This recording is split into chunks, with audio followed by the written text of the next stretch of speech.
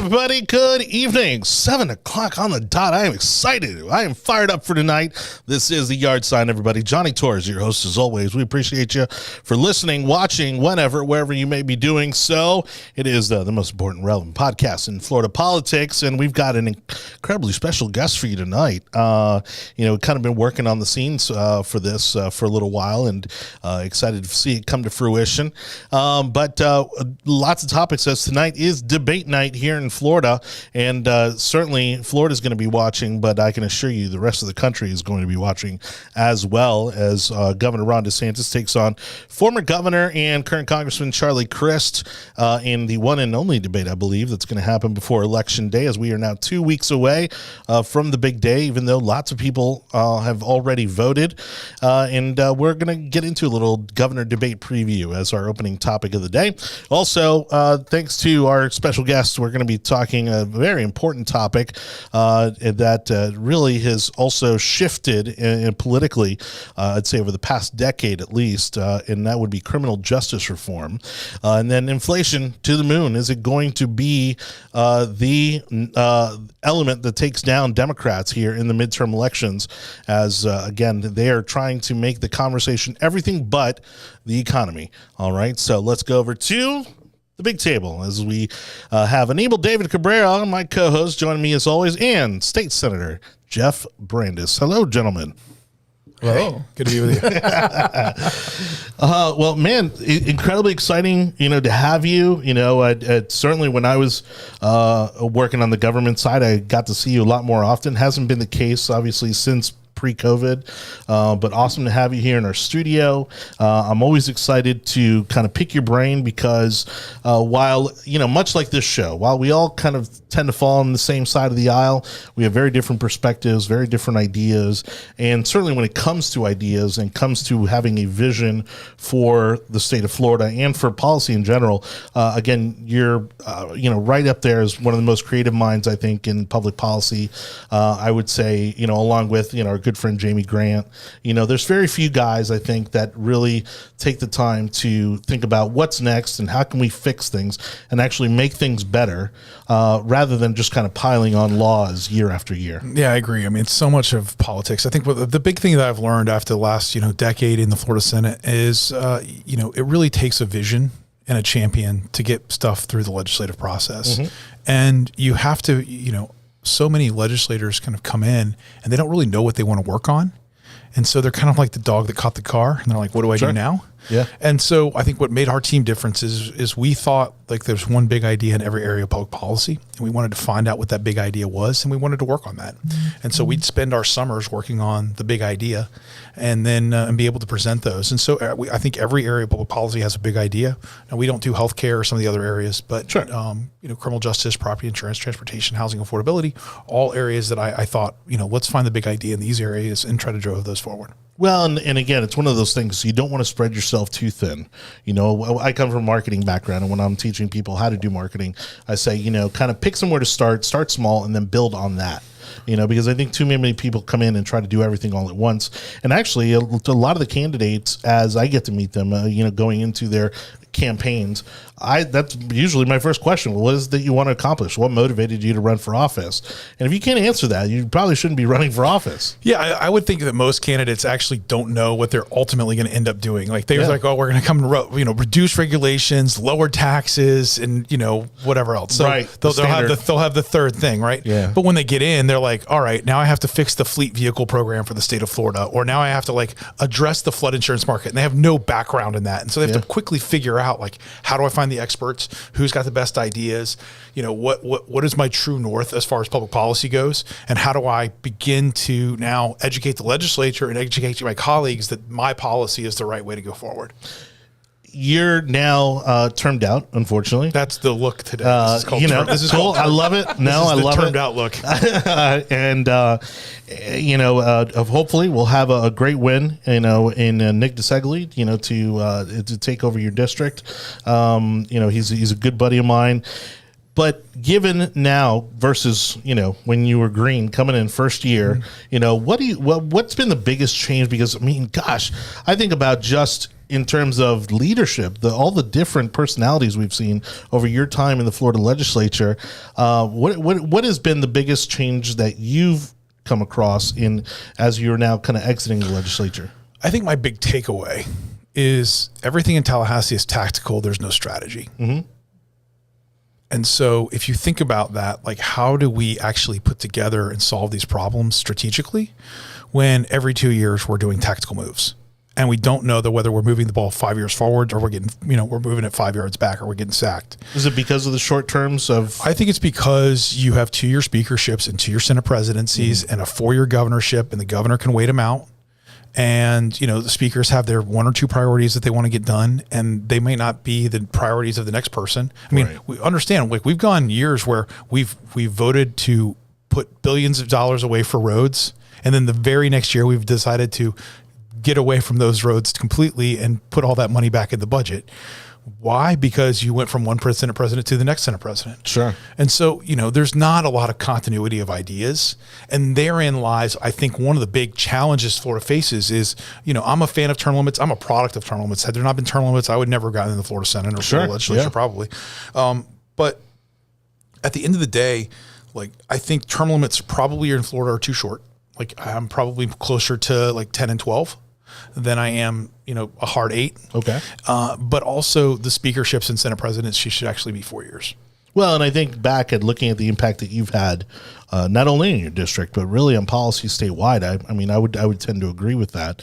What I wish is that we could also adopt that at the federal level. Because they have the opposite problem. Right. Oh, yeah. They have eternal lives there. Yeah. And so before we kind of get further into what you're working on and what you've been working on, here in approximately, about 50 minutes, we're going to be having the kickoff of the first gubernatorial debate between Governor DeSantis, Governor Christ, two gentlemen I'm sure you know very well at this point. I do. But, I don't know did you know Governor DeSantis from way before, because he is a Pinellas guy? No, I didn't. Okay, got it. All right. But certainly coming up as a congressman and then now being governor, and you've seen all the various iterations of Governor Christ or Congressman Christ. The metamorphosis. It's, really, and just like as different as those two gentlemen are, our party has also changed quite a bit between those two administrations. Absolutely. What are you thinking is going to happen tonight? Because they're both great politicians. I think at the end of the day, I think DeSantis wins by double digits. I think Charlie knows it. I think that he's on his back footing and kind of on his last leg as far as politically what he can do. I think that, this is, DeSantis is very intelligent. Obviously he's got a pedigree of that, but also, he's been prepping and getting ready for this moment for a long time.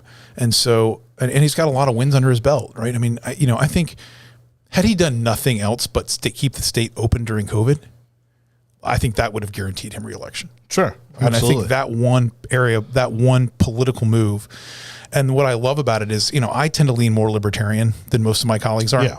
And I was like, this is the most libertarian thing you can do. Yeah. And I'm kind of trying to push behind the scenes to do the same thing with my team that I have in the, that I know in the governor's office. And I applauded that idea. I thought that was the right way to handle it, is to, as a libertarian, you kind of let adults be adults. Well, especially when at the federal level, they were kind of picking and choosing who could stay open, who could not, who could work, who couldn't.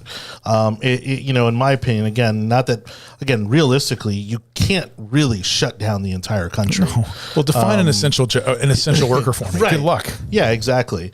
And so, I don't know that anybody could have handled it any better than he did. No, I think that one thing is what has, people kind of always ask me, when did the trajectory change for DeSantis? And it was COVID. COVID absolutely changed the trajectory because he was the one person. And I think this is one of the things I think that's evolving in the Republican Party is young Republicans are libertarians. Yeah. like at their core, I would agree with that. That's who really the younger group is. Yeah. I think on issues of marriage and issues of cannabis, issues like that they're not nearly as concerned as their grandparents are.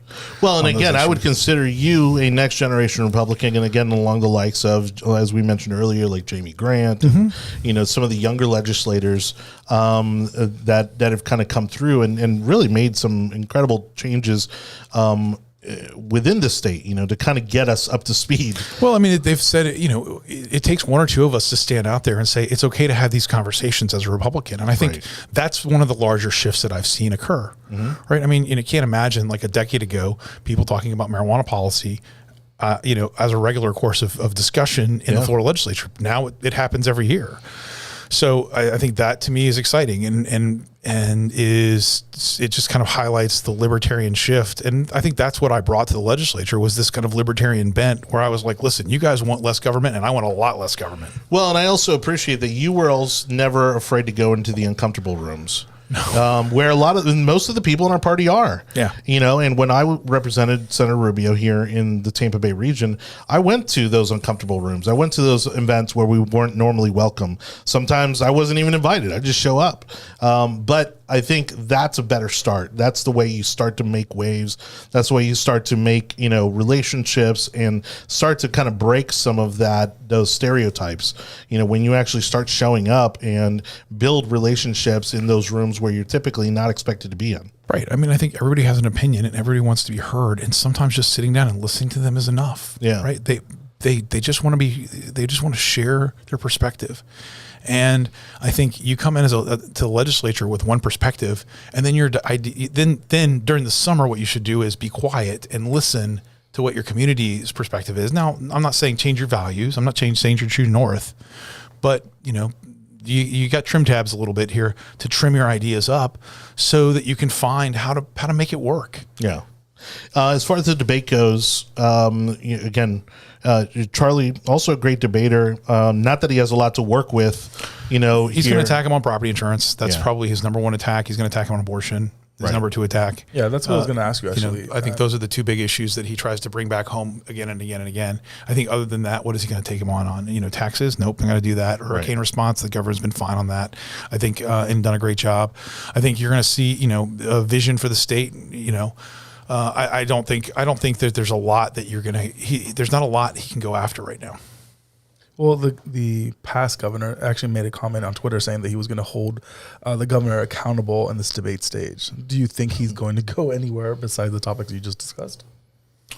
He'll probably go into the Don't Say Gay bill. He'll probably take on some of the social issue things that DeSantis has focused on over the last couple of years. I mean, I think those are the things that he wants to play. But, to the general public, right, like they actually support overwhelmingly that legislation. Sure. I think at least the concept of it. It seemed like the public actually took the time to truly, I guess because it was such a big deal, to truly understand what some of that bill was about versus, again, calling it the Don't Say Gay bill when really it had nothing to do with that at all. And that was one of those kind of weird occasions where, the media didn't get to set the narrative on that one, and it really kind of turned back around on them, because it seemed like the public was once you explained was it more than the title. Then people kind of they pulled more than the title. Yeah. And you said, here's what the bill actually does. I think people had a different perspective. Well, and the other thing I'm kind of looking forward to is because what I've noticed is DeSantis pre-governor, when he was running as governor, is not the same DeSantis we see today.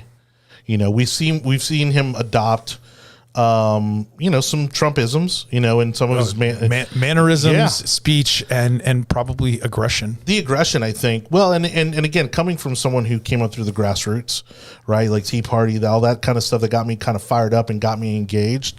That was the one thing that I think Republicans had really missed the boat on for a long time was we wanted to see somebody fight back, somebody to push back, and some might say Trump goes a little too far, and I would agree with that, at times. But like you said, DeSantis is more measured in the sense that that he's got not only his education behind him, he's got his military service behind him that I think kind of just molds him slightly, in a way that makes it a little bit more palatable. Yeah, I think he's a smarter Trump, and his goal is to gain the Trump voters and gain the confidence of the Trump voters. Yeah. And I think he is much more self-aware than Trump is, and a lot of issues. And I think he's just got a depth of knowledge of a lot of other issues that I think Trump doesn't have. Yeah, right now I think polls are showing him with like about a 9, almost 10% lead over Congressman Chris. Do you think he builds on that after tonight? I don't really think debates move the needle as far as unless somebody just absolutely does terrible, and that's not going to happen with these two people that are professional at what they do. Yeah.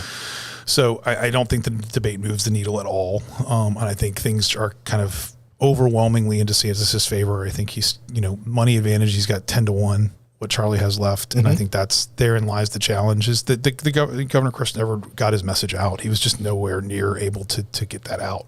Yeah.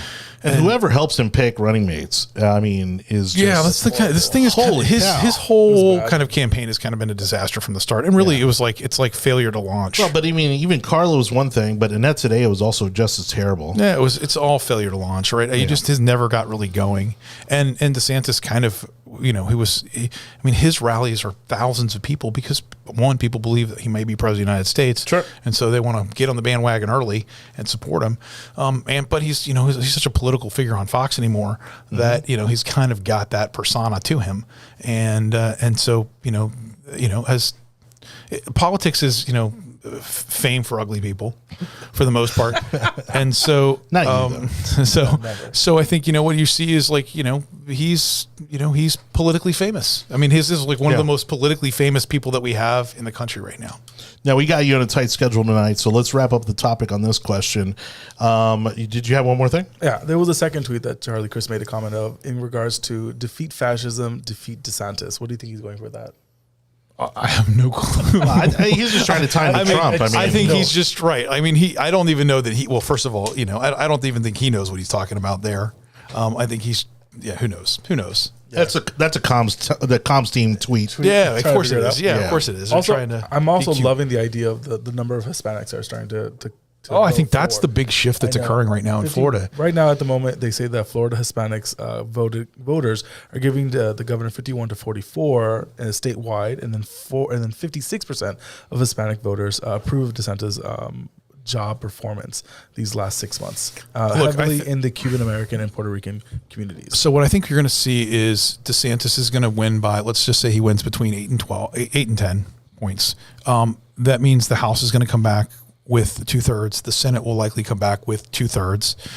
All of the cabinet officers win. And so we'll be we're no longer really going to be a purple state. We're going to be much more of a red state after this. And I think that's going to be highlighted election night. Which again, given the how much the demographics have changed in our state. I mean, Democrats thought that they almost had secured vulnerability. Well, and I think that's the shift that we're talking about, the Hispanic shift, especially, the shift that's occurring in Orlando market. Obviously, the shift in Miami-Dade is much more away from purple towards red. Yeah. But I think they were expecting, the Orlando market, this I-4 corridor to be this kind of bastion of votes for the Democrats, and I don't think it's going to play out that way. Well, and I credit that to nonprofits like Libre Initiative, which they've been doing a lot of advocacy now for 10 years in the Hispanic community about free market principles. They're not as political. I think it's part of that, but I also think it's partly because President Biden has done a terrible job and inflation is out of control, and people are tired of paying 30% more for eggs and 20% more for gas, and those types of things start to matter, and so it's a pocketbook issue. It's a midterm election. The president always the power party that's in power always typically does worse in these elections. Right.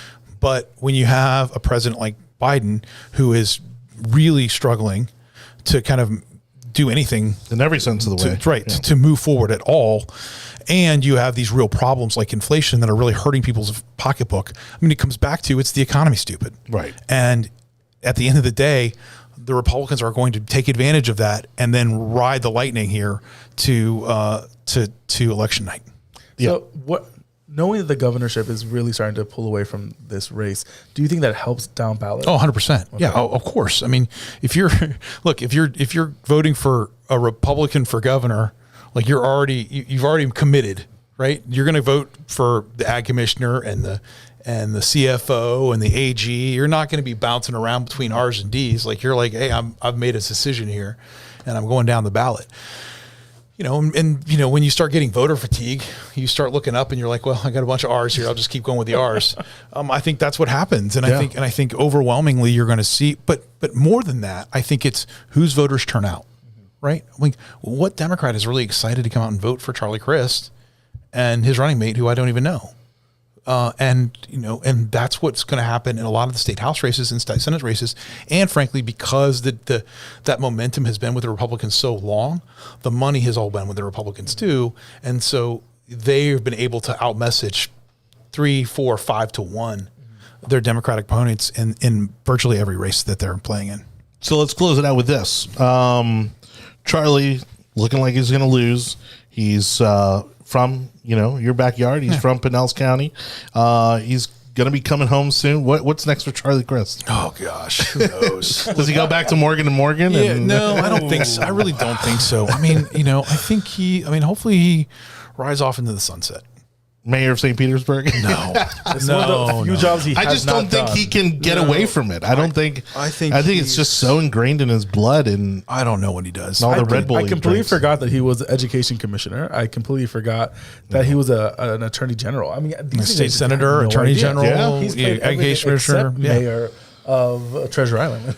Man, maybe we can give him one of these communities. We'll be like, hey, listen, you can do almost no damage out here. Yeah. Go with peace. And so to kind of put you in the hot seat that you've kind of already answered previously, DeSantis, does he make it another term or does he runs for president 24. Okay. 100%. Like right. that's all signs are pointing to that. Like the magic 8 ball doesn't have, Sure.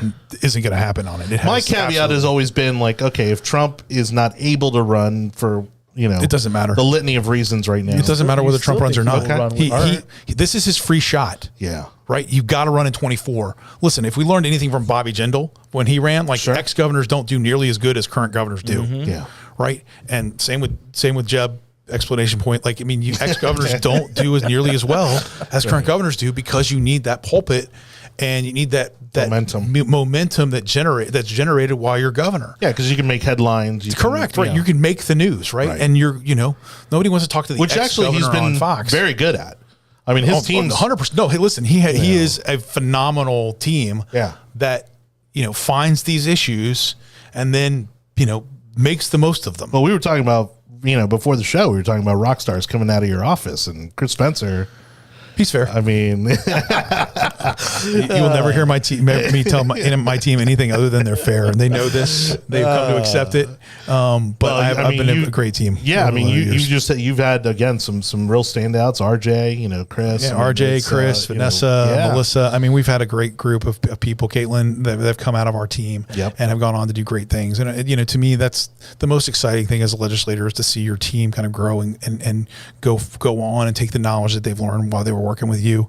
Yeah. But you will never hear our team talk about the individual office who we're always talking about us together. Sure. And so that mentality has kind of carried on and we are, we're still regularly in touch with each other, once or twice a week. Well, and that's the only way you really get anything done. And, especially when you're dealing with policy, and I've never been much of a policy wonk, you got to love it, right? Oh, yeah. You got to love These the guys nooks and love crannies and, to be able to develop meaningful legislation. And that was the thing. I always let my team play to their preference. Yeah. Vanessa did not like doing insurance work. She never did it. She did, it was always one of the Zachs that were doing it or Chris that was working on property insurance. So for me, it's letting your team play to their preference and do what they enjoy doing because there's a lot of late nights, there's a lot of hard work. Cool. It really helps if you're working on something that you're passionate about. Oh yeah. Vanessa loved criminal justice reform and she worked on the prison system. Because the hours just fly by. I mean, you don't realize the hours you're putting in. That's true. Yeah. Well, let's before we jump into our next topic, want to reset the conversation here. Again, joining us tonight. Oh, that would be my bad here. Is Florida Senator Jeff Brandes, and we got a special event that he's going to be a part of that we're going to be talking about here in just a minute. I do want to take a moment to thank The Concerned Veterans for America, as one of our sponsors of the program, they're doing incredible work out in the community, and they are just just kicking butt out there. And here in Florida, especially, we have so many VA facilities, not only in Tampa Bay but throughout the entire state. And we need that watchdog group out there to make sure that we are doing right by our veterans. And you would think that would be a much easier task given their sacrifices, but government being government, not always living up to their promise, or certainly after everything that veterans have done to put their lives and their sacrifices on the line for our freedoms and our democracy. And so just very proud to have Concerned Veterans for America as a sponsor of this program. To learn more, make sure you visit CV4, the number 4A.org. That's CV, the number 4A.org. David Houston is our Tampa Bay area director. He's doing incredible work as well. We're going to try to check in with him a little later on in the show. But again, make sure you look up Concerns Veterans for America, not only their national platforms, but also their state platforms here and throughout Florida. So look up Concerns Veterans FL for the Florida outlets there, so you can get involved and again support our veterans and so make sure that we're doing right by them as they did for us. We were able to get you on really because I know this is one of your passion topics, and there's an incredible event happening this coming weekend where it's going to be an entire day really focused on this topic, and I'm not surprised that it's an entire day because it truly requires it given the depth of the topic. And much like most of the broken systems in government, it just there's just so much to fix, that you're almost best just starting over. Unfortunately, you can't start over with the criminal justice system. Yeah. Right? So tell us a little bit about this event this weekend, and let's kind of then transition into where are we right now as a state in regards to criminal justice reform. Sure, it's a criminal justice kind of symposium, full day event, and hopefully people will come out and kind of learn more about the Florida criminal justice system, what's working. There's not much, and what isn't working, and kind of have a discussion about how we, how do we improve public safety in Florida, and what are the outcomes that we want. So instead of just kind of talking about criminal justice reform, it's like really what is the public safety outcomes that we want, and what is acceptable on the prison system. What outcomes are we wanting? And if we start with an outcome-focused conversation, then legislators can get comfortable with that, and they will hopefully define what they want. Right now, where we operate in Florida is no legislator really has defined what outcomes they're looking for. And to me, I think Senate presidents, speakers, and governors, frankly, should have to define the outcomes they want. Right? We want a safer society. Great. How do we get there? Is that more law enforcement on the street? Is that ensuring that people, when they come back to prison, have skills and are able to become educated and while they're incarcerated and have the skills necessary to succeed when they're on the outside? Well, great. Let's look at the prison system that we have today, and does it meet those goals? I would argue, I think anybody who has been knowledgeable of the prison system in Florida would argue we aren't meeting those goals. Yeah. Florida today just largely warehouses people. We have about 82,000 inmates. 85% of our prisons are not air conditioned. I'm not asking them to be Ritz-Carltons. Yeah. But when you're in 120 degrees inside of a warehouse, it's very difficult, one, to get along with people, and to learn and to gain skills. And so we find that that's very difficult, but also to attract corrections officers. 40% of our corrections officers will leave within their first year. 60% will leave within the second year. Wow. And so what you have is a very, very junior team. And it's one of the reasons that the governor has recently had to call in the National Guard in order to supplement the prison system, corrections officers, because he doesn't want to issue emergency releases, which is what the statute calls for once they get to critical funding, to get critical staffing ratios. And is that what's been happening in some of these other states where they've loosened up some of the laws, some of the people that they've been holding on to? I think there's a variety of reasons why other states have changed their criminal justice policies, right? Mm-hmm. And there's a variety of reasons that I would argue that Florida should follow some of their lead in adjusting some of our criminal justice policies. There are clearly people in prison that we never want out again the rest of their lives. Right. There are clearly people in prison who committed an act that was their worst day of their life and they will never do anything again. I like to think of there are people in prison that we are scared of, and there are people in prison that we are mad at. The people in prison that we are scared of, we're going to treat a certain way, but the people that we were mad at and wanted that they're going to get out, we should be focusing in on those individuals and trying to help them succeed, because most of them are going to get out of prison. Right? You basically, about a third of the inmates in Florida are going to get released in a given year, right? And so there's this constant churn of people in the prison system. And unfortunately, most Florida prisons have 1,500 inmates and 0 educators. Most of them have no education opportunities. Half of your 82,000 inmates can't read at the 6th grade level. Wow. And so you say, all right, well, guys, if we want public safety is our goal, and some of the outcomes that we want are people leaving prison better than we found them, are we currently getting that or accomplishing that goal? And I think to a person, the answer is no, we're not. Right. Because a big key to that is, like you said, empowering them with the skill sets that's going to reduce, the recidivism rate. Right. And especially now when the world has changed so drastically, even in 10 years. Certainly, as we've seen in some cases, the people that have been in their 20, 30, maybe 40 years, it's an entirely new world. They might as well have time traveled. That's correct. But I think, Florida has to divert people on the front end that are, that prison's not the right place for them. One of the challenges we have in Florida is, the prison system is the largest mental health provider in the state of Florida. And so because we are now doing so much in the mental health space, we're not, that's kind of not, that's not well designed for a prison environment. Yeah. Right. Taking somebody who is acting out because they're clearly having mental issues and putting them in solitary confinement doesn't actually make them better. And we're seeing them as a large part of the homeless population as well. Sure. Right. And so, really is the solution to bring back mental health facilities where those folks are able to go. I think the solution has got to be diverting those individuals from the prison system, which is ill-equipped to deal with people with severe mental illness. Right.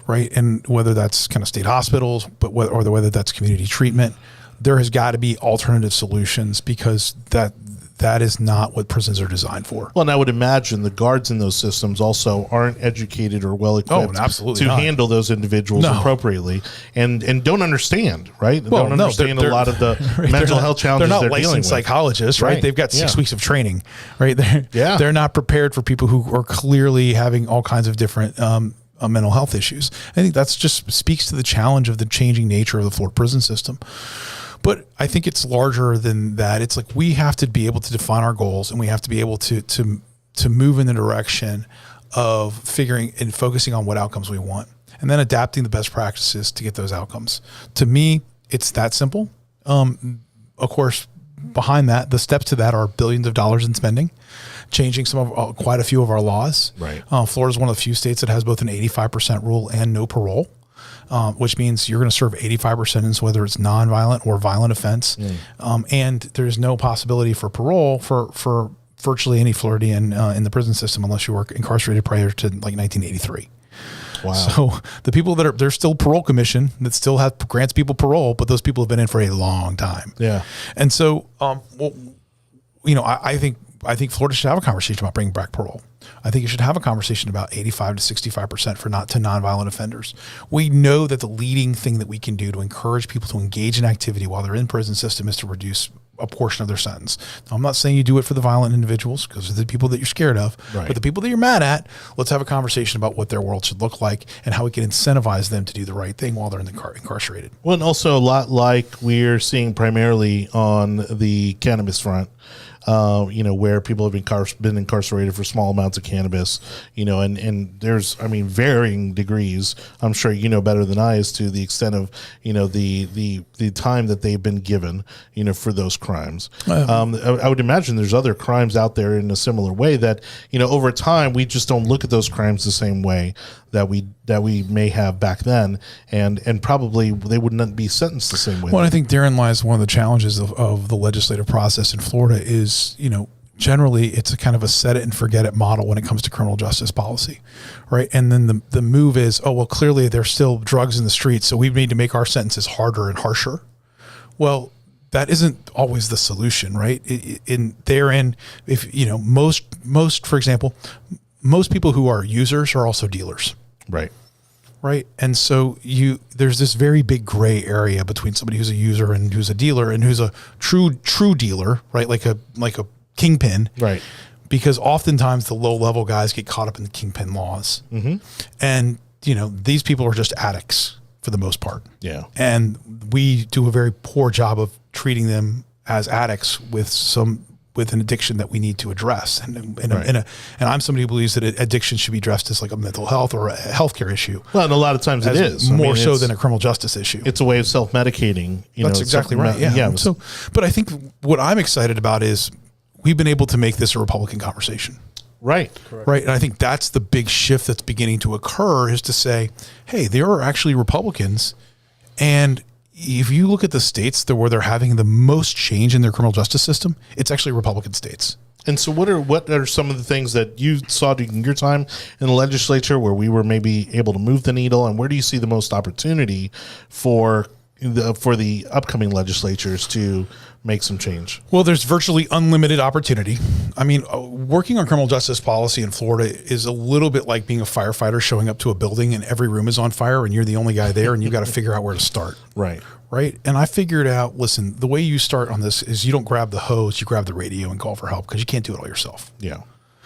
And so we need the best policy minds in the country to kind of descend upon the leadership of the legislature and help build these plans out, starting with what outcome do you want? What are great. You want public safety. Okay, great. Beyond public safety, what are the outcomes that you want? And, we want it to cost less. Okay, great. We can have that conversation about lowering costs, but, we want to divert more. We want to deal with our mental health issues. We want people to re-enter society ready for a job and able to access work. Mm-hmm. All of those things are great and noble goals that require money and require resources, right, and require things that you've got to begin to shift policy. I think one of the challenges Florida faces right now is there really isn't once I think I leave, there isn't a champion right now for the state in the criminal justice system. And I think that's one of the torches I'm going to try to continue to bear while I'm in the legislature, even when I'm out, is to try to continue the conversation for criminal justice reform in the state. I think it's so vital that you have somebody who is a vision for what they want to accomplish and as a champion. But it really helps if they're in the legislature and being a champion. Right, of course. Well, and talking about, and maybe appealing to the more fiscal conservatives out there. This is also a big burden on our legislature. Billions of dollars. We're gonna have to redo most of the prisons in the state of Florida. That's going to be a multi-billion-dollar expense for the state. We're having to adjust correction officer salaries pretty dramatically in order to just attract and retain them, mm-hmm, right? Because you can't have facilities that are unstaffed, because that leads to more abuse, inmate on inmate violence and inmate on staff violence and staff on inmate violence. I mean, all of those things kind of go up. Contraband goes up when you don't have enough corrections officers on staff, and staffing has been a problem in Florida for like a decade, and so we have real problems there. But it ultimately means, when we have this conversation about the outcomes that we want, and we have a conversation about the goals of getting to those outcomes, who's going to champion that policy through, and who are the experts that we're talking to in order to help us make the best decisions for the state? Oftentimes, the legislature just doesn't want to deal with this.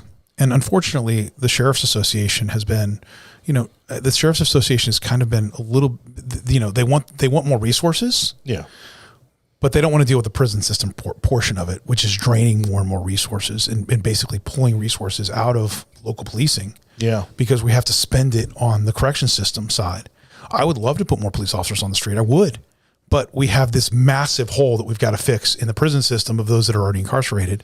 And we're going to have to spend some resources there. Well, and even our police departments, at every level are also suffering from recruitment challenges, of course, entertainment challenges. Therein lies the big kind of push-pull that's going on right now. Mm-hmm. Is we have to have a much broader conversation about the people that we truly do incarcerate, the people that are there for mental health issues, the people that are there for addictions, mm-hmm, and frankly, the education and services that we believe we should provide those individuals while they're incarcerated.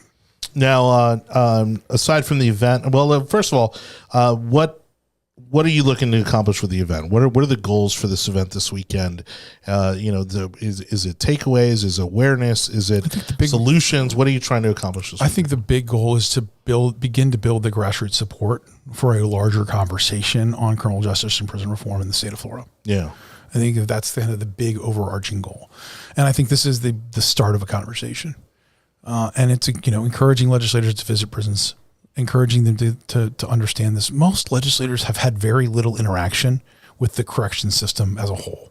And why is that? Is it because, at the campaign level, there's not, anything because they don't have any family members. Many of them don't have family members who are in prison. The group of people that are probably getting elected to those positions probably have very little interaction because their families don't have the interactions. They don't have a history of having that run through, having to go visit family members. That's right. To go send money for family members. So, why would they have any kind of understanding of it if they've never had to deal with it personally? That's right. And so how do you encourage them to begin to deal with it? I clearly never had, I had no interaction. And then all of a sudden I started going and showing up at the prisons at 2:00 in the afternoon or 2 a.m. For me, it was actually finding people that were doing the trying to get voter rights back to criminals, people that have paid their dues and have gone through the system. Right. And the way I was getting more interaction was having those conversations with them about restoring voter rights. Right. And it just opened my eyes on seeing how much people aren't talking about it. That's a whole group of individuals that are coming out and that need the community support. Mm-hmm. So I think that, to me, it's exciting because it's going to be a bipartisan group. And, I don't care why you come to criminal justice reform, whether you're kind of a fiscal conservative and you just believe we're spending too much money on this area and we want to call back, or if you're somebody who believes in the social justice side and and that we need to be working on that piece. I don't care how you get there. Just it's exciting to see Republicans, Democrats, Libertarians have a conversation about what the criminal justice system in the state should look like and what's working, and frankly, the vast majority of things that aren't working. Well, correct me if I'm wrong. I think it's one of the more important topics that have also not been overly politicized. No, I agree. It's not a polarizing topic. It's one that actually I think you can get everybody to the table and genuinely try to find some compromise and develop some solutions for. Yeah, I mean, the great thing is there's 50 states of best practice, that are doing different experiments, and we can pull from the states. And frankly, those experiments should work the same in Florida as they're working in the other states. So we've identified some best practices that will work. And I know you got to go. What would you say? Give me one example. What is something out there that you say, if you could get that, that one wish from the governor, what would be the one program towards justice reform that you would want to implement tomorrow? Oh, look, I tried to put a bill in yet last year that would allow Florida virtual schools to operate in the prison system. Oh, wow. One of the big challenges we have is not hiring educators, and we can't hire educators. So we have this whole Florida virtual school system. Sure. Right? Yeah. It's already there. Right. It's already there. We actually have college educated inmates. Right, not a lot of them, but some of them are. Sure. And how do we incentivize them to be the educators and teachers? But then how do we create a division of Florida Virtual that focuses on justice education, that does virtual education in the prison system in order to improve the overall education outcomes of the prison system? Right. In a system that has 1,500 inmates, 0 teachers, this seems like to be a low cost way of growing into a space where they're desperate for these types of opportunities. And so, I think that's not on the policy side of what law I would want change. Yeah. But if there's one thing that I think would make a huge difference that I think we could find generally bipartisan support for, it is improving the education outcomes. And we already have a virtual school system. It just seems like a no-brainer to not include them, a division of them in the prison system. Sure. And to provide more education. Well, and the technology has just made it so easy. Absolutely. And the technology has gotten so affordable. Correct. I mean, it's also not going to be a huge budget item. And it all goes to, nobody says, well, we want people to come out of prison and not unable to read. Correct. Sure. Right. So let's find quick wins. Well, again, and I would say that maybe, and I could be wrong, but it seems to me the most powerful way or the easiest way to reduce recidivism is through skill sets, right? Correct. Giving them those hard and soft skills where they can enter the workplace and kind of hit the ground running rather than come in and feel like they're 10 steps behind. Right. The two leading factors of when somebody leaves prison of their level of success are, do they have a job? And what kind of family are they going back to? Those two things, if they have a stable family and a stable job, very, very unlikely to commit new crimes. But if they're leaving with $50 in a bus pass and they're living under a bridge 3 days later, virtually guarantee they're going to commit new crimes. Well, sure. Well, I mean, if you're looking at it from a lifestyle standpoint, Sure. Are you getting 3 meals a day? No. Oh, well, I was, when I was in prison. I'm getting health care. I'm not great health care, but I'm right. getting health care. I'm getting Sure. 3 meals a day. Got a roof over your head? Sure, right. So I think, we've got to figure out as a state what outcomes we want in our prison system, and how do we define the problem, and then we have to begin to attack it with leaders who have vision and who can be champions. And so as I leave here in a couple weeks, my goal is to kind of carry that torch for the vision.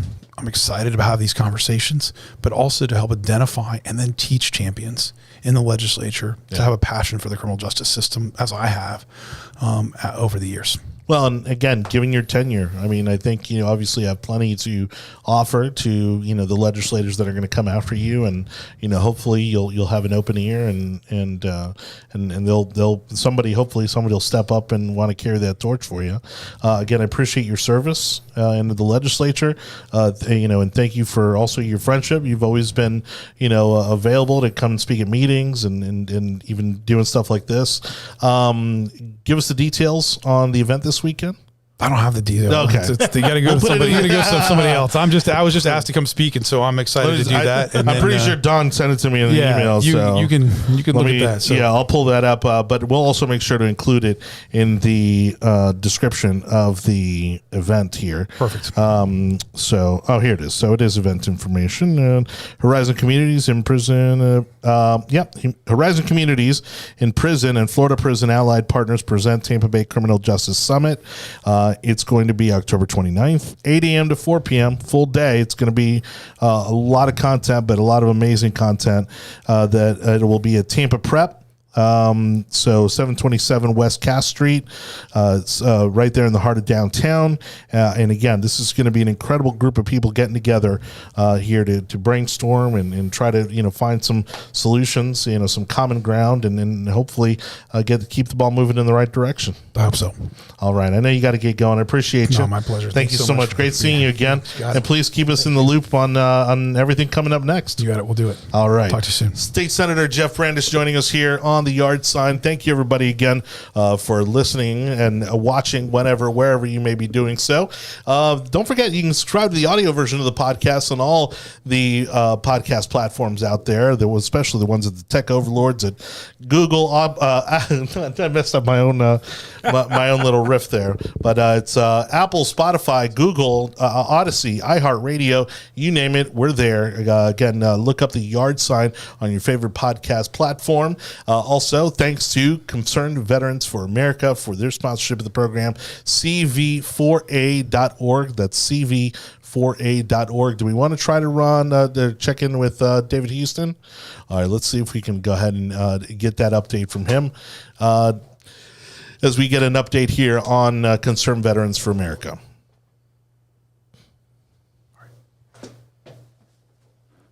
All right. Or we could just focus on me so that we can talk about. Over to Anibal.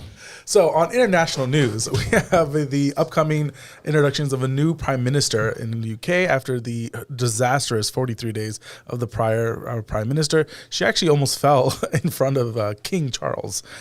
People that are, it's not Prince, it's King Charles. Get it straight.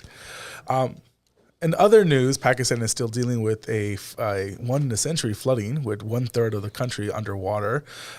Dealing with that situations, the current prime minister for China actually has now entered into a third term, and we're seeing all forms of catastrophe at that People's Congress that occurred over the weekend. It's been now 3 weeks now, and you actually saw a public display of them physically removing the prior premier out of the building while cameras were still rolling. It was quite interesting to see all that. But in other international news, we're seeing that happen occurring. Brazil just elected a new president, and I think that's it for what's happening around the world. I like it. I like that little. We might have to keep your little worldly recap there. Around the world in 60 seconds. We haven't done it in Anibal's Attic in a while, and I realized that we weren't going to have an issue with the cameras. So I was kind of prepared. Yeah, I know. You always don't want that walkway to be a little awkward. You know what I mean? It was getting there, but you fixed it pretty well. All right. Good. Okay, that's good to know. Yeah, every once in a while that technical broadcasting degree kicks in. Me telling the producer to look at me. Look at me. I'm the captain now. How many times have we made that reference on this show? Many, many of times. All right, let's go ahead and continue the tonight's show. Again, we appreciate State Senator Jeff Brandes for being an amazing guest, and we'll hopefully get to have him on again very soon, as he's going to have his own major announcements. But again, don't forget that event this weekend. It is the Tampa Bay Criminal Justice Summit.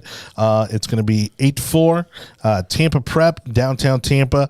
It's going to be a huge group of community leaders, thought leaders, elected officials from all over the state. So not just Tampa Bay folks either. This is going to be an amazing conversation where they're going to tackle and bring awareness to key criminal justice issues such as conditions inside the prisons, which the senator touched on, and the school to prison pipeline, among many others. And so again, don't miss that event. And you know, it's an important conversation that needs to be had. And again, as I said, it's nice to see that it's one of the few issues where it's not overly politicized, red, blue, all that nonsense. I was gonna agree actually when it comes to that, because again, my first interactions with that, with individuals trying to change the system, was our friends at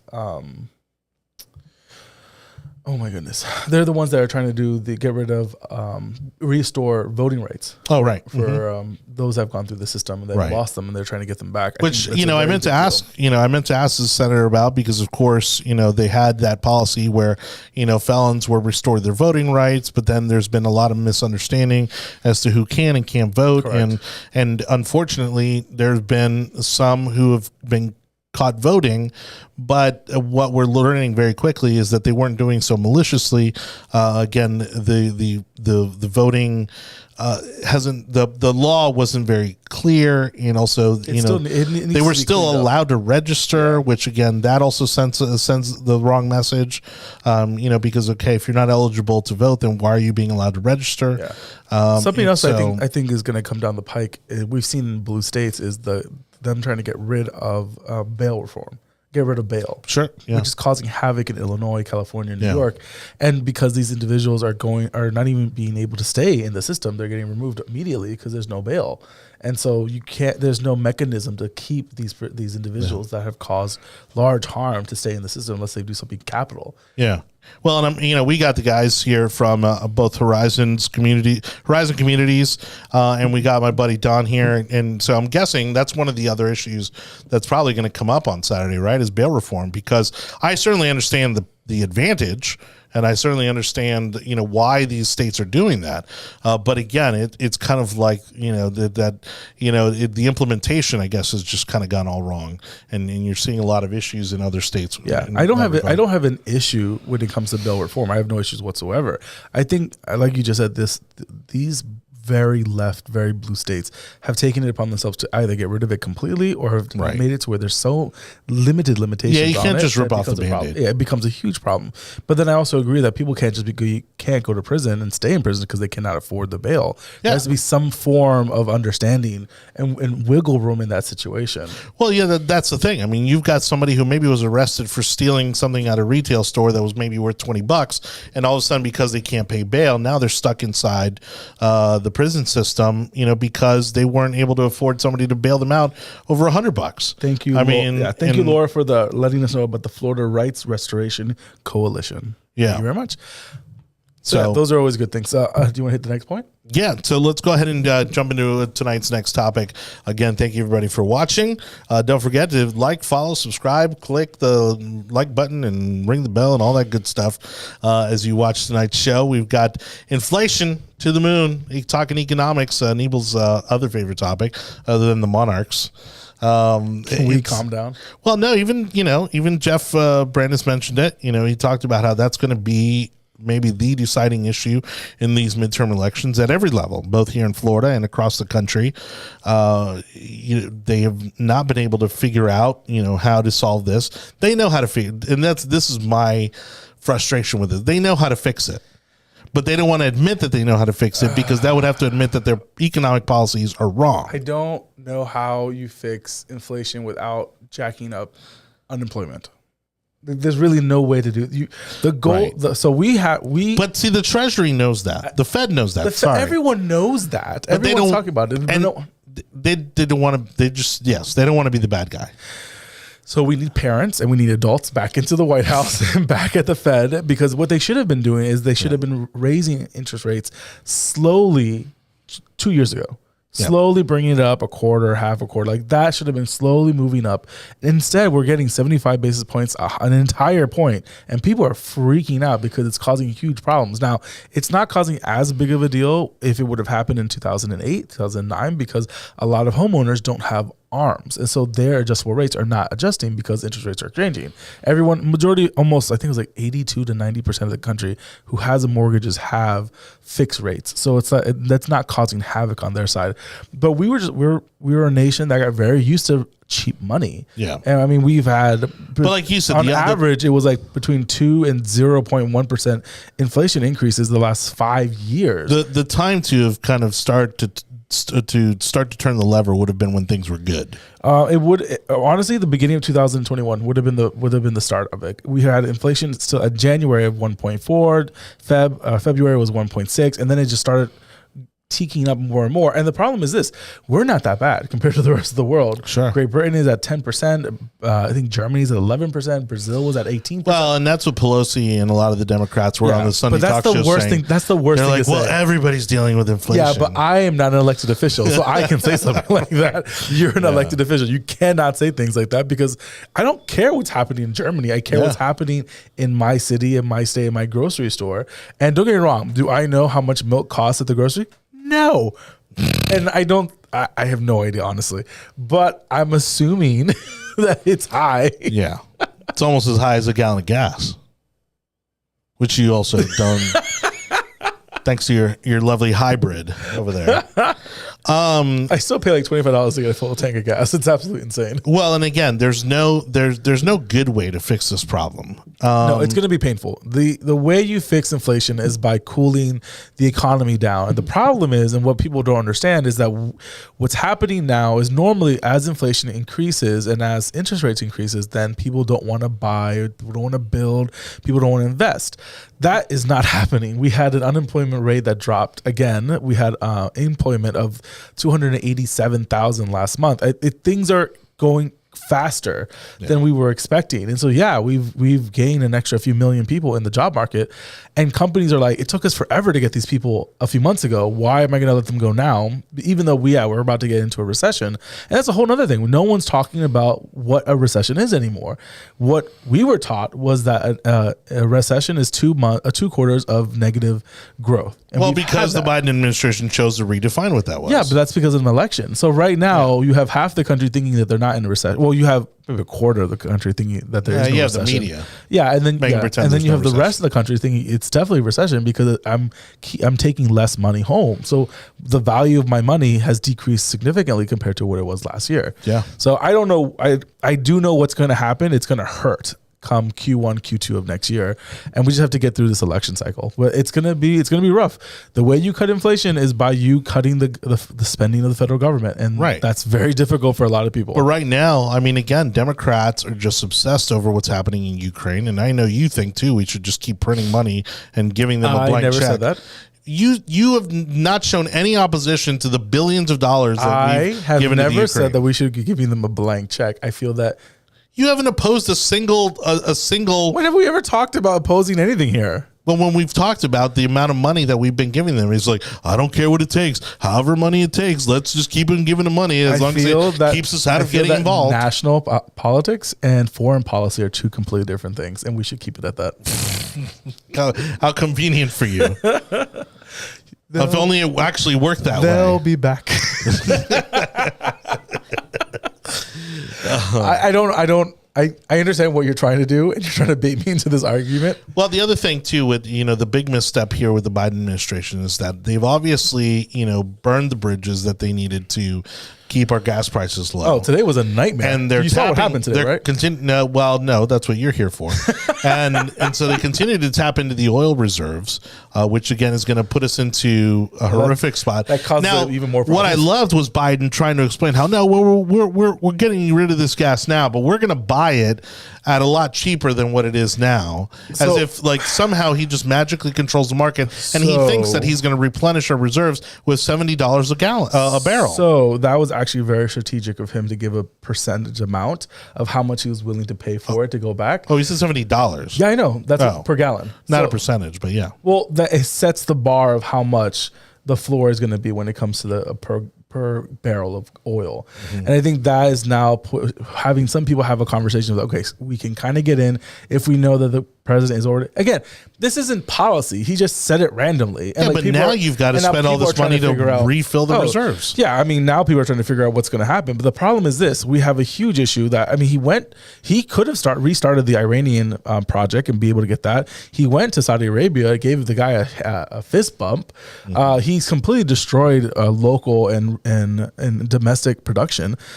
We're not refining more. We haven't built a refinery in this country in 30 years. I mean, yeah, we can pump all the oil we want, but we're pumping oil in the United States to then ship it overseas so it can get refined, so it can get brought back to the United States as gasoline. It's just it's bollocks what's happening, and like no one understands how to deal with it. Because of the environmental wing of Exactly. They're doing that so then they can get around the environmental restrictions. Which in the United again, States, it's that which same you're not doing. It's that same environmental wing that's caused the drought in California. It's like you thinking that you buying a hybrid vehicle is going to benefit the environment when the vehicle itself is detrimental to the environment. Right. And 80% of the battery cannot be recycled. At least with your Mini whatever Cooper, at least that can be recycled into other things. I know, but I still want a Cybertruck. I know, but I do So too. badass. So we're going to be sharing a Cybertruck once it actually gets in here. I'm very excited for that. Yes. As soon as I find out those kids are digging up that lithium for my Cybertruck, man, I've got my money ready to go. Are we going to go to Chile or are we going to go to Lagos? Oh man, one of the things I wanted to include in the first topic about the preview of the governor's debate happening, right now. Was also, because you had also talked about, of course, us being 2 weeks from the election. The numbers have really swung back towards Republicans. Yes. Again, voters have a short-term memory, short-term attention span, really.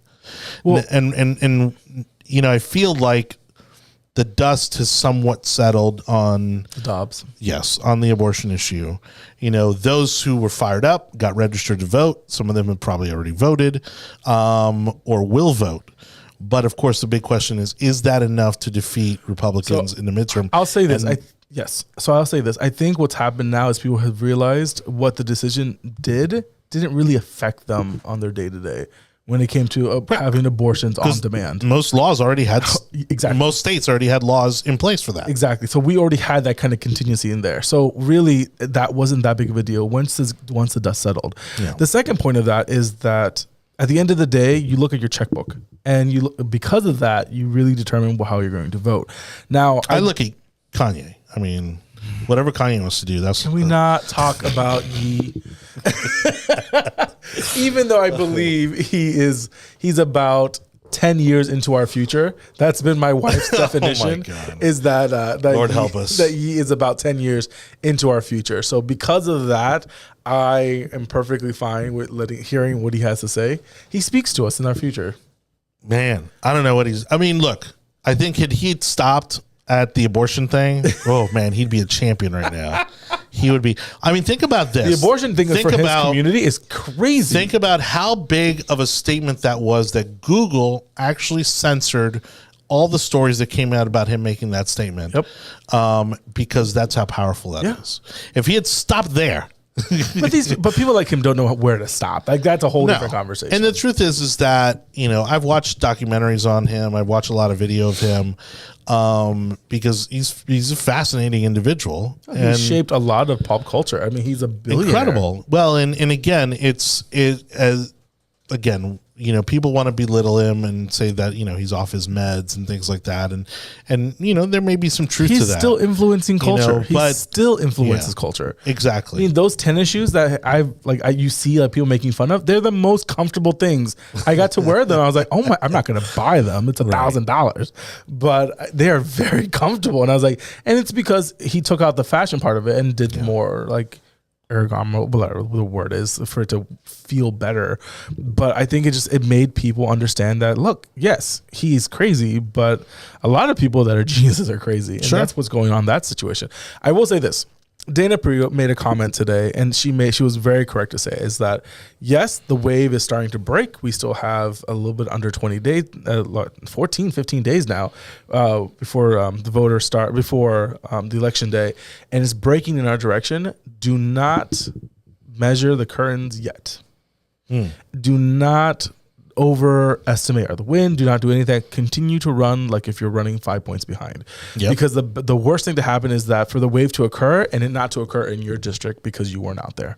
Well, DeSantis had an email come out, I think yesterday or today, saying that they still needed like $22 million or something like that, to meet their budget, for this campaign.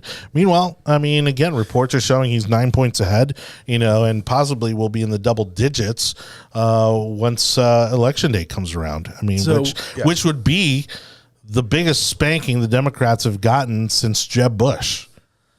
This is gonna be ugly. So evidently the debate is officially over, and Dr. Leo is saying that just finished the debate. The worst part of the debate was the audience.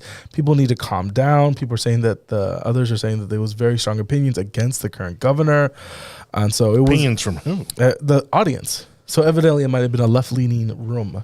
Got it. Where was the debate anyways? Which we were talking about that before the show. The producer is Fort Pierce. What? Which I would find that hard to be an unfriendly room to the governor.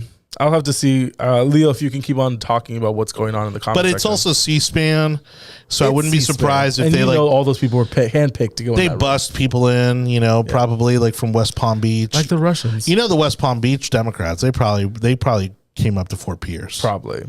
I mean, I'm sure it was like in Mercedes Sprinter vans, but I'm sure they came up to Fort Pierce. So yeah, I'm excited to watch the debate. I really don't care. My vote has already been put. I have not voted yet. My household votes day of. It's a very family thing. We all go to the parents' house. We have breakfast. We all go to my mom's voting location, so then she can see. So then we can all see her vote, because it's very nuanced, because this is now her second time that she gets to vote. So we're gonna do a big thing with flags and everything, and then we'll go home and we'll vote in our sections as well, and then we'll go campaigning for our people that we want to get elected. So we're pretty excited for this voting cycle. But I want to say I felt a little bit more comfortable now that the senator made the comment about how it's like a voting down the ticket, which I'm a little concerned about, because we're in Hillsborough County. So Hillsborough County will probably not vote for the governor. Right. However, there will be pockets where the governor gets majority of the people. So that might help West Hillsborough County. We have a lot of Republicans running that district. Jay Collins, where I think Karen we're going to see Scott Levinson, like that whole area is nothing but Republicans. But where I think what's going to be the most telling as to how dramatic of a win this is going to be Miami. Yeah. We've got Maria Salazar running against Annette Taddeo for Congress in that district. Annette Taddeo, again, a failed running partner of Charlie Crist when he previously tried to run for governor. She's a weak candidate. So the only thing really helping her is the fact that she's a Democrat. Maria I'm sure can run circles around her on policy. She's phenomenal. Oh, when you get her in front of a camera, she is phenomenal. She's incredible. There's another podcast with my former boss, Adam Goodman, and Justin Safey, who owns Safey Review, both incredibly influential political guys, who interviewed her. It's called 13th and Park, and she just the energy and the passion and is perfect for that district. Yeah. Because that was the only way you were going to flip that district from blue to red, was to have someone who has lived lived socialism, right? And she, has both directly and indirectly has felt the effects of socialism throughout Latin America, having been a journalist, covering it for decades. And you need somebody with that level of conviction to, again, sway the votes necessary to keep that district red. And I think she's going to perform better off on election day than people are anticipating. So I will say this: we've had her on the show, and we've interviewed her. She's a phenomenal interviewer, and she did a great job. And she's very passionate. Everything else, I wouldn't be so. I mean, I'm not afraid of her not carrying that seat at all. I think she will carry the seat. And again, this turns Florida into a solid red state, and now the media is more focused on what's happening in Texas.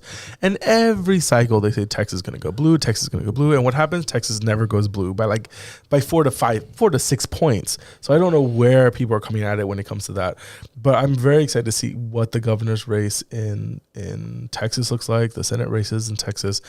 Ted Cruz was on The View for some odd reason. I have no idea why he was on The View, but they were hecklers, like climate hecklers. Oh, he went to Yankee Stadium. Yeah. Now tell me he didn't. That's a problem. He had big ones going there. I mean, it's Ted Cruz. No one's going to do this. No one's going to. Oh, they heckled him hard. Oh yeah, but you're in New York. It's the bluest of blue cities. Yeah. My issue is this: these climate people activists are getting more brazen every single day. Oh, these are just Yankee fans. And they were just awful. I mean, they didn't have any policy positions. They just wanted to heckle him for the sake. They just hate people. Well, they just hate Texans. I mean, it's like.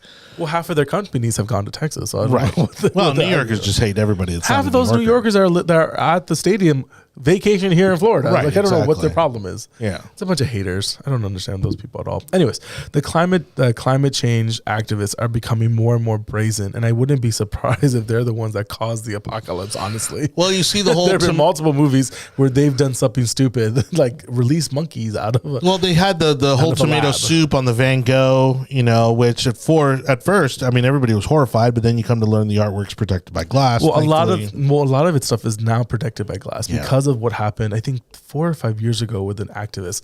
But did you see what happened at some auto show in Germany or London that they glued themselves to the car and to the floor, and they're like, we're protesting, and the guys are like at the show, they're like, yeah, we support you guys protesting, but we're not going to give you, because then they started demanding toilets and they started demanding everything. Like, no, you're going to have to shit your pants. That's what you want. You're going to have to do it. And they had to leave a few hours later because they all had to relieve themselves. Of course. And of course they weren't going to do it on in public. And I was like, if you're going to do that, if you are going to tie yourself in front of commit. If you're going to lock yourself in some form in front of a highway, you better commit to get hit by a car. Yeah.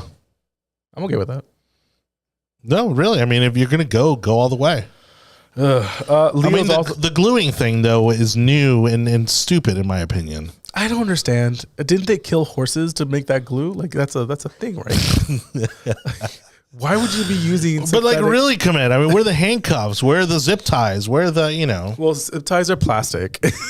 So those are used by oil companies, created by oil. Oh, and then I don't know. Maybe they don't have that kind of exciting extra activities in the bedroom to have some form of lockups. God, you had to go there. Where else am I going to go? They don't like police officers, so of course they're not going to carry something that shows the man has the power. Really quick to touch on, again, as we talk about election day, Anna Paulina Luna, it's been really quiet. Oh, she hasn't. I mean, she's not making the noise she did like in the primary. I saw her over the weekend at the big event, at the Hispanic outreach event in Carrollwood in Citrus Park. Yeah, but she got into it. This is inside baseball gossip. So she got into a few people that were there trying to talk to her afterwards, and she was like, "Well, I'm not going to go to your event. I'm not going to speak to your people because you guys wouldn't let me speak at the last event, big event. And so you guys almost pushed me off to not get on." So she walked away, and we're like, "Oh, it was against those guys that are the guys running from prison." Oh, yeah. I don't even know his name. I don't care either. And so, I mean, he's not going to win. There's no way that's going to happen. No. But that was a really good win. That had all of the congressional district representatives. Laura Lee was there. Yeah. 14, 15, 13, 14, 15 were there. So it was a good show. I was very surprised. I just don't mean like she's just not rattling the cage. Like Why does she's she not, need to? She's in a plus 12 district. Well, because but still, it's not a guaranteed win. It's a guarantee. It's the first she's time almost locked in. It's the first time that again this district has been drawn this way. Yes, but this district is a plus. Before, I would agree with you. It was a +3 with the governor, with a post governor in there. So and he had grown up in that district. So of course Charlie Crist was always going to win no matter what. Even now, he'd probably win that district because people know him and he's a great politician and great retail politician. But now Anna Paulina is running in that district. She's been running for 4 years now, basically, because she never left the district. Yeah, that's something that I give her kudos for, because we know people all the time. They run. Jonny, how often people run, they lose, they disappear, and then you don't see them until 2 weeks before they have to file to run again. Right. Whereas she stayed in the district, she went to events. I saw her in many places. So like she was a part of the district, and I look forward to seeing Congressman Anna Paulina Luna. So and then Laura Lee is running in 15. So it's going to be a great race. I think she's going to lock that one in, because that's like what, plus 18 basically. Yeah. The only one that I don't think is going to achieve the position that he wants is James Judd. I mean, District 14 is very difficult. No. It's still it's like a red 5 or 7. It's very red. I mean, very blue. I believe it's a 5 or 7% blue points. So it's very difficult to run in that race. And this is his first time running in that district. If he wants to do it again, I commend you to run again and see if you can pull it off the next time. You would need... We've talked about aside from numerous times, but aside from a literal act of God, you would also need to be in a presidential cycle where you could benefit from the top-down ballot, and even then, and you would have to have more money than Trump. Yeah, you'd have to have the support of the NRCC and everything that comes with it. So we've talked about this, and there are 3 things to win in District 14. It's name recognition, so you've been in the district for a while, at least $1.5 to $1.8 million, and that money is then used to hire an army. It's just not drawn for Republicans to win. It's not meant and I think that's something that people don't talk about. It's not meant for us to win. It is quite literally gerrymandered and signed off by both parties to keep that a blue district. But again, people don't want to accept the reality of the world we live in. It is what it is. All right, everybody. We could talk about it all the time, but we literally have told. People have laughed at us because they're like, what are you talking about? We'll just send them this clip. Every time somebody wants to run for that seat, we'll just send them this clip. Hello, and welcome to the Yard Signs. On why you shouldn't run for District 14. We are so happy that you've made the decision to run for public office. But as Jonny and I would like to spend the next 2 minutes to tell you, it is the wrong district. The wrong district. I mean, at the end of the day, there are just too many Democrats that are living in that district. Again, if something were to happen, oh, wow, why are people liking my Armada? I would love for you, if you're willing to run in District 14, I want you to run as a county commissioner or a city council member, something else, because your goal, if you're running for District 14, I'm sorry, it's become a monologue, is for you to serve the people. And what a better way to serve the people in that district is by at least getting into office. I mean, that's the goal. If that's what you want to do, then run for office. If you want to be a congressman, I'm sorry, this is not for you then. Like, your first run should not be a congressman, especially if we have never heard of you. God, yes, please. If 2 Hispanics... If you've never run for office, Congress should not be the first seat that you run for. If you don't have your own money of at least $4 million or more to run, and we've never seen you... Jonny, we see everyone. We talk to everyone. We at least run into some people. But for us never to have seen you... I mean, what would be the net worth necessary? What would the personal net worth need to be to self-fund... Would it be half a million? No. I mean, $500 million. Sorry. No. You need to have disposable income that you're willing to burn at least $4 million. Yeah. So Rick's got money. Yeah, Rick's got money. Because he can do whatever he wants. Do you think Rick Scott will run for president? Oh, absolutely he will. Absolutely he will. In fact, I think he's gonna run against DeSantis. The problem with his kind of money is that he does. Oh my gosh, I've been told you cannot fit both of them in a room. Well, again, I mean, look, I'll preface this by saying DeSantis is doing an amazing job with hurricane recovery efforts and all that jazz. Love that, but the fact that he shut out Rick Scott Yeah. in the process, Yeah. not cool, and unnecessary. Politically, I get where you're coming from, and maybe he just knows he's going to be a presidential adversary. The problem is Rick Scott doesn't have to raise the money. That's the thing. Oh, no. And Rick Scott has a really good track record. So Right. it's not going to be that big a tit for tat situation. He was a great governor for 8 years. He did phenomenal.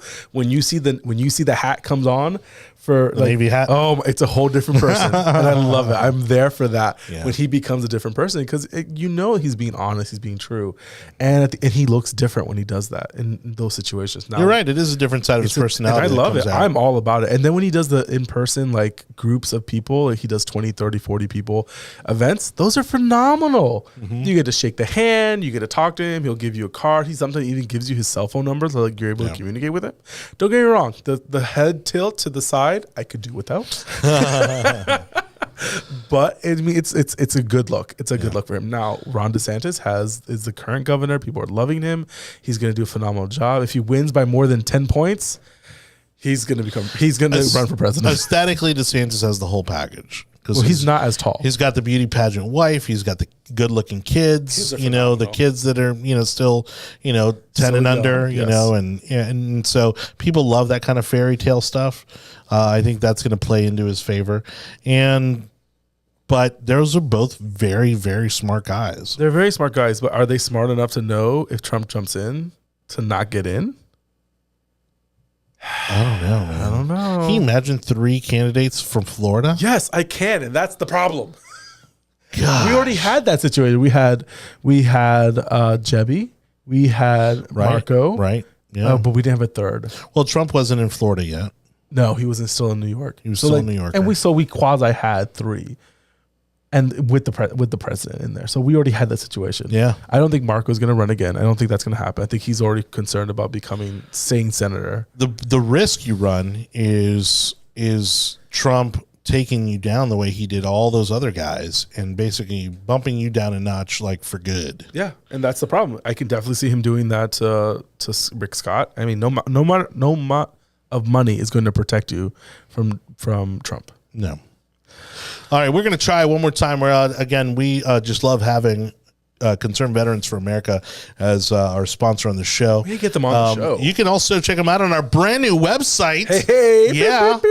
Which so many of you guys visited. I'm so excited. Last week, we had great numbers on the website. So I appreciate y'all for visiting. It's theyardsignshow.com. It's theyardsignshow.com. And that was very cool to see you all go there, visit.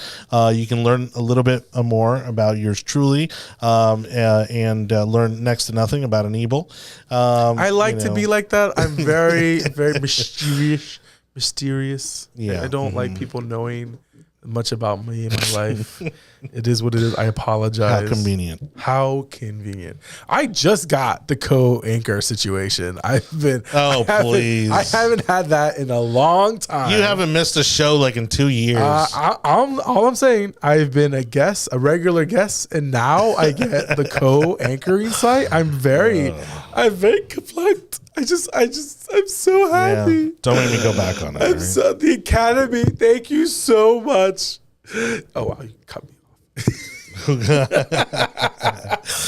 All right, I was about to play you a little sound effect here. If you could actually figure out which one actually works, I know. it's a whole nother car. You like me? You really like me? I can cry on command. Not really. I can't. I'm sorry. Lauren beat that out of me. All right, we're still working on all the kinks here with our technical stuff, but we're going to try and check in with David Houston, Concerned Veterans for America, CVA, the number 4A.org is their website. Let's see if we can get this update in from David. 3, 2, 1, maybe? No. All right. Well, again, they do amazing work with veterans. And, I just want to make sure that I pull up all of the right talking points here, because it's just incredible, that we have them as, a sponsor of this program. I mean, just given the incredible work that they do. Again, everybody, in political circles calls them CVA, and then everybody knows exactly what you're talking about. All right. But they're a nonpartisan, nonprofit organization known as the Voice of Veterans for Freedom and Prosperity. Okay. That is at the core of how they get things done.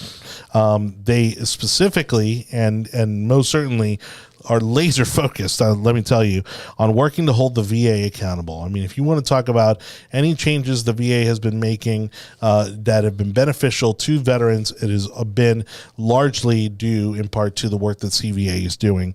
They hold them accountable by promoting policy changes to ensure better health outcomes for veterans, and encourage elected officials to keep America's promise to those who have served our nation. And it's just that simple. We're just trying to keep our promise to those who kept their promise to us in serving this great nation. To learn more about how you can stand for American freedom and prosperity, contact our buddy David Houston at dhouston@cv4a.org. You can also check out their website, of course, cv4a.org. They're on Twitter. Concerned Vets FL for the Florida branch.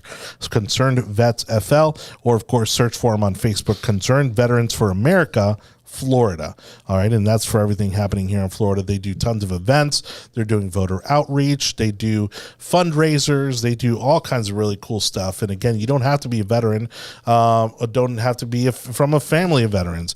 If you just believe in supporting the men and women who have sacrificed everything for this country, I strongly urge you to participate and join the Concerned Veterans for America at cv4a.org.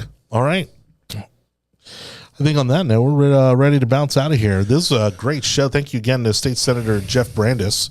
And thanks for your little 60-second around-the-world update there. You know, I think if we limit it to 60 seconds, I think I can do it. I can handle 60 seconds of you. Also, by the way, that's about it. Let's have that conversation at the time. Also, there has been a letter from the RPOF written by Joe Gruder saying that that as per Article 3, Section 4, the entire board of the Hillsborough County Republican Party has been dismissed. Even better. Oh, even better. Even better. Don't get my hopes up like that. The inability to fill certain vacancies in the REC, I intend to fill those vacancies by appointment of eligible individuals, if not filled by the REC within the next 60 days. Am I getting appointed? The attached list includes the list of precincts where a vacancy now exists in the Hillsborough County REC, and where I intend to make an appointment of the precinct committee man and committee woman, if not filled within the next 60 days. It is important that we grow the party. I love it. That's a definitive. Okay, we had a fun time last week. It's something. I mean, it just means that now all those 180 people that were at the HREC and that certain members did not want them to be a part of the organization now can kick rocks, because these people are going to become members. Yeah. It is what it is. And some of those, as we've spoken before, need to be contested. Yes, completely so. All right. On that note, thank you, everybody. Thank you to Anibal David Cabrera, again, to State Senator Jeff Brandis. And we hope to bring you more elected officials, more candidates as we get closer to Election Day. Please feel free to reach out if you happen to be one of those individuals and would like to join us on the program. On that note, make sure you like, subscribe, follow, ring the bell on all our social media platforms. And if you're listening to the audio version of this podcast, make sure you check us out at the Tech Overlords over at Google, Apple, Spotify, Audible, Amazon, iHeartRadio, Odyssey, Samsung podcast platforms, and more. On that note, good night, everybody. Good night.